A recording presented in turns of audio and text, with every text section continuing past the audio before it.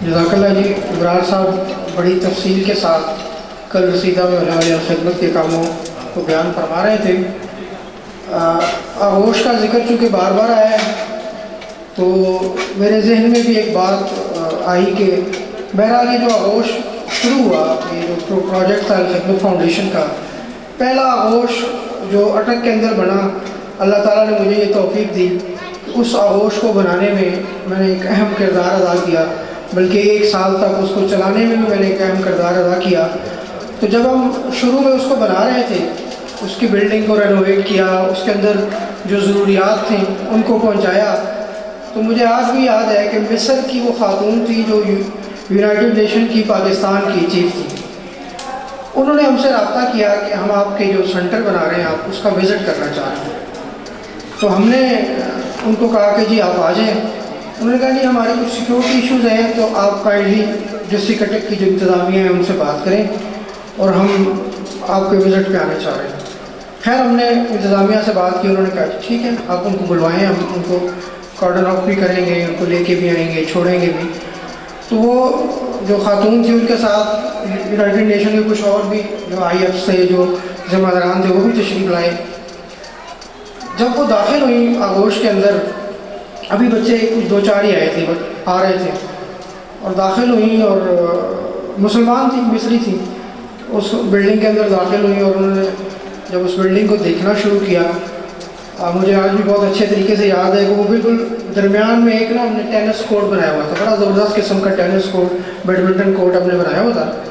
تو وہ وہاں بیٹھ گئی اور اس کے آنسو نکلنا شروع ہوئے. تو ہم بھی تھوڑی دیر کے لیے تھوڑا سا متجسس ہوئے، پریشان بھی ہوئے کہ شاید کوئی ہم سے غلطی ہوگی. بہرحال وہ خاصی دیر وہاں بیٹھی رہی. ان کا جو عملہ تھا یا جو ان کے لوگ تھے ذمہ داران وہ بھی بیٹھ گئے، وہیں بیٹھ گئے نیچے ہی. تو اس نے مجھے بٹھا لیا اپنے سامنے. میں تھا اور کرنل صاحب تھے، وہ دونوں بیٹھے ہوئے تھے، میں اپنے سامنے انہوں نے بٹھا لیا. تو مجھے کہنے لگی کہ آپ مجھ سے یہ نہ پوچھیے گا کہ یہ آنسو میرے کیوں نکلے. میں نے کہا جی سر ٹھیک ہے.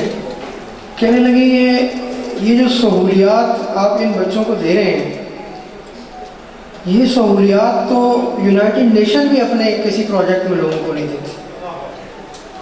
یہ آپ کیسے مینیج کر لیتے ہیں اتنی سہولیات؟ یہ پیسے آپ کے پاس کہاں سے آتے ہیں؟ کہنے لگی اگر میں رفلی ایسٹیمیٹ بھی لگاؤں تو ہمارے کسی بڑے پروجیکٹ سے زیادہ پیسے تو آپ کے اس پروجیکٹ پہ لگے ہوئے.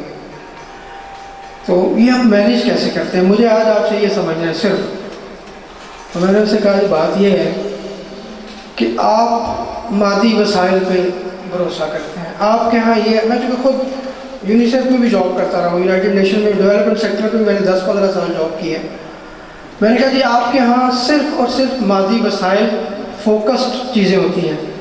آپ کے ہاں جو چیزیں، جو تصورات ہیں وہ معاشرے کو تبدیل کرنے کے تصورات نہیں ہیں. وہ معاشرے میں صرف یہ بات باور کروانا ہے کہ ہم بھی کچھ کر رہے ہیں، ہمارا بھی نام ہے. تبدیلی آپ کا کوئی مطمع نظر نہیں ہے، لوگوں کی آسانی آپ کا مطمع نظر ہے ہی نہیں. اس وقت بھی میں جو ہے وہ یونیسیف کے ساتھ اٹیچ تھا. تو مجھے کہنے لگی تو پھر میں نے کہا ہمارا جو مقصد ہے، جو مطمع نظر ہے وہ صرف ایک ہے، اور اس مطمع نظر کے لیے ہمارے پاس ایک، آپ کے ہاں تو یہ ہے نا کہ پوری پلاننگ ہوتی ہے، پورا بجٹ بنتا ہے، پوری چیزیں پہلے ڈیزائن ہوتی ہیں. ہمارے پاس 1 روپیہ نہیں ہوتا اور ہم پروجیکٹ شروع کر دیتے ہیں، ہم پروجیکٹ کو لانچ کر دیتے ہیں.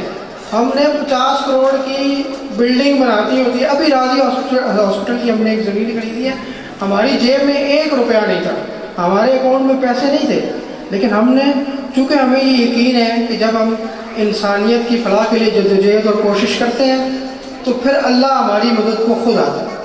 پھر پیسہ کوئی مشکل نہیں ہے. اس ملک کے عوام، اس ملک کے لوگ اتنے دل رکھنے والے ہیں، وہ اپنے لوگوں کے لیے اتنے پریشان ہونے والے ہیں کہ وہ آپ کو دنیا کے سامنے پریشان نہیں ہونے دیتے، وہ آپ کا پروجیکٹ کامیاب ہو جاتا ہے. خیر وہ پھر اٹھی، انہوں نے میرا ماتھا بھی چوما اور مجھے کہنے لگی کہ دعا کرو میں آپ کے اس پروجیکٹ کے لیے کچھ کر سکوں. خیر میں چونکہ اسی ادارے سے تعلق رکھتا تھا، میں نے آہستہ سے ان کے کان میں کہا مجھے پتہ ہے آپ کچھ نہیں کر سکیں گے. تو الحمدللہ الخدمت فاؤنڈیشن کے جتنے بھی پروجیکٹس ہیں، جتنے بھی کام ہیں سارے کے سارے آپ لوگوں کے تعاون سے، آپ لوگوں کی کوشش اور کاوش سے ہوتے ہیں۔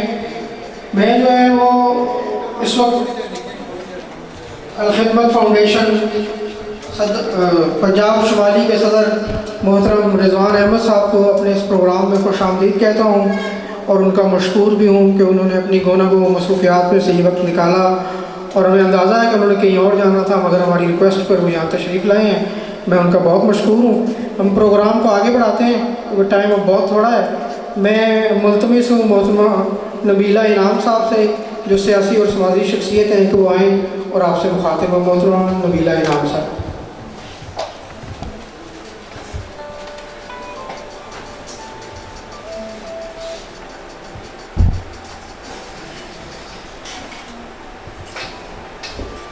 نحمدہ ونصلی علی رسول الکریم، فاما بعد فاعوذ باللہ من الشیطان الرجیم، بسم اللہ الرحمن الرحیم۔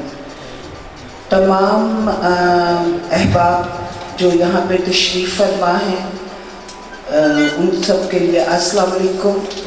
اور میں بڑی عزت افزائی محسوس کرتی ہوں کہ جماعت اسلامی کے فورم پہ، الخدمت کے فورم پہ آپ لوگ جو دیے جلا رہے ہیں اور آپ جو مشن لے کے چل رہے ہیں، آپ اس میں مجھے حاضری کا موقع دے کے آپ میری عزت افزائی کرتے ہیں۔ ابھی یہاں پہ جو ویڈیو چل رہی تھی اور جو رانا صاحب نے تعارف کروایا ہے، تو میرا خیال ہے کوئی شعبہ ہے زندگی ایسا نہیں ہے جس میں الخدمت فاؤنڈیشن نے اپنی خدمت نہیں کی۔ زلزلہ ہو، سیلاب ہو، کووڈ ہو، صحت ہو، تعلیم ہو، روزگار ہو، تو ہم لوگوں کے ہاں ایک کنسیپٹ جو چل رہا ہے کہ اسلام محض 5 نمازوں میں کنفائنڈ ہے، مگر آپ اس کنسیپٹ کو توڑ رہے ہیں، اور آپ اس کے لیے مبارکباد کے مستحق ہیں۔ چونکہ ہمارے ہاں شدت پسندی آپ لوگوں کو پتہ ہے کہ بہت زیادہ ہے، یا ہم بالکل لبرل ہو جاتے ہیں، یا ہم بالکل اتنے زیادہ وہ مذہبی وہ ہو جاتے ہیں کہ ہم کوئی دوسرا بندہ قریب سے بھی گزر جاتا ہے تو وہ ہمیں اپنے لیے وہ لگنا شروع ہو جاتا ہے۔ حالانکہ اسلام میانہ روی کا درس دیتا ہے۔ ہمارے نبی صلی اللہ علیہ وآلہ وسلم نے رہبانیت کی کو کبھی بھی اچھا نہیں سمجھا کہ آپ صرف اللہ اللہ اللہ کرنے کے لیے وہ ہو جائیں۔ اصل اسلام جو ہے وہ انسانیت میں چھپا ہوا ہے، اور آپ سب لوگ مبارکباد کے مستحق ہیں۔ اور مجھے الخدمت کے فاؤنڈیشن پہ اگر توقیر صاحب کلر سیدہ میں کوئی بھی ڈیوٹی لگائیں گے، انشاءاللہ میری خدمات انسانیت کے لیے، اللہ اور اللہ کی رضا کے لیے آپ لوگوں کے لیے حاضر ہے۔ جزاک اللہ۔